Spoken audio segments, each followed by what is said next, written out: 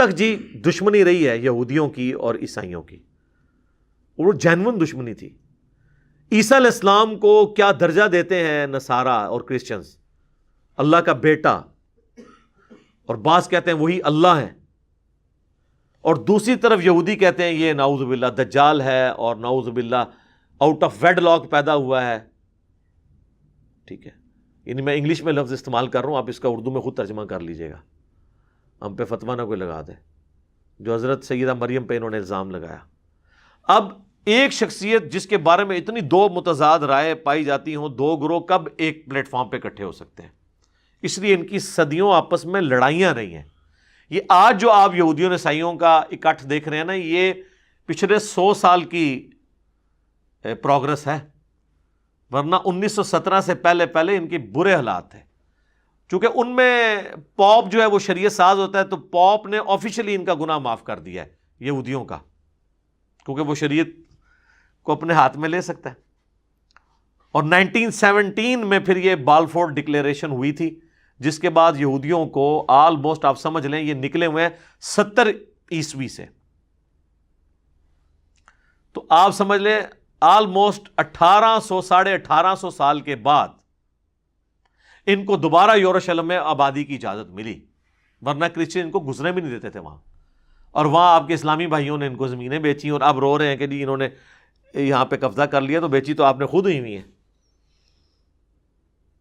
اب انہوں نے زیادہ وہاں پہ رقبہ حاصل کر لیا۔ 1948 میں پھر اس کا رقبہ بڑھ گیا، پھر 1967 میں جب جنگ ہوئی ہے پوری عرب دنیا کو شکست ہوئی اسرائیل کے ہاتھوں،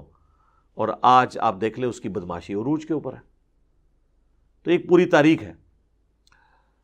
سیدنا عمر کے دور کے اندر یعنی 636 عیسوی میں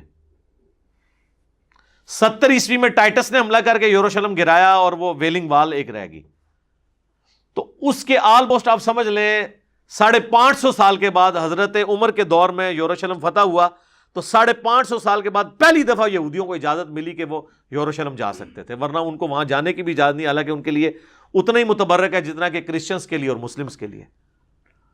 اور چونکہ آپ کو پتہ ہے ایک پیس ٹریٹی کے تحت یروشلم مسلمانوں کو ملا تھا، یہ جنگ سے فتح نہیں ہوا تھا، اور اس میں انہوں نے شرط رکھی تھی کرسچنز پادریوں نے کہ آپ یہودیوں کو یہاں آنے کی اجازت نہیں دیں گے، تو حضرت عمر نے یہ شرط ان کی قبول نہیں کی تھی،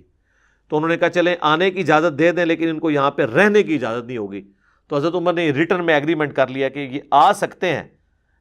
رہائش نہیں اختیار کر سکتے، یہ انٹرنیشنل سٹی ہوگا تینوں ریلیجن کے لیے، جوز، کرسچنز اور مسلمز کے لیے۔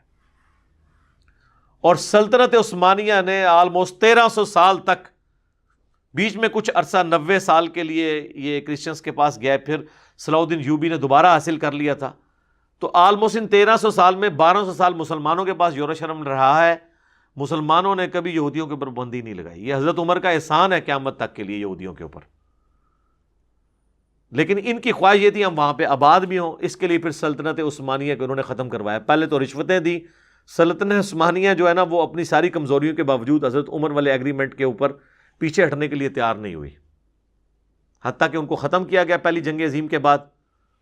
اور آپ دیکھ لیں اسی کے فوراً بعد 1917 میں بالفور ڈکلیریشن ہوئی، 1948 میں اسرائیل جو ہے وہ بن گیا، اور 1967 میں 67 میں اس کی حدود اتنی پھیل گئیں، اور آج آپ دیکھ لیں وہ اکیلا بدماش ہے وہاں پہ۔ لیکن ابھی بھی وہ اکیلا کچھ نہیں ہے، پیچھے کرسچنز کی سپورٹ ہے، امریکہ کی۔ وہ بھی سورہ آل عمران میں اللہ تعالیٰ نے فرمایا کہ یا تو اللہ ان کو سہارا دے دے یا عوام کا سہارا مل جائے تو یہ قائم رہیں گے، ادروائز یہودی خود اپنے پاؤں پہ کبھی بھی قائم نہیں رہیں گے۔ تو ابھی ان کو لوگوں کا سہارا ہے نا کرسچنز کا،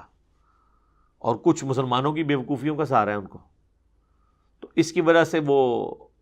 قائم ہے۔ تو یہ میں نے ساری چیزیں کور کر دیں۔ اب اینڈ پہ میں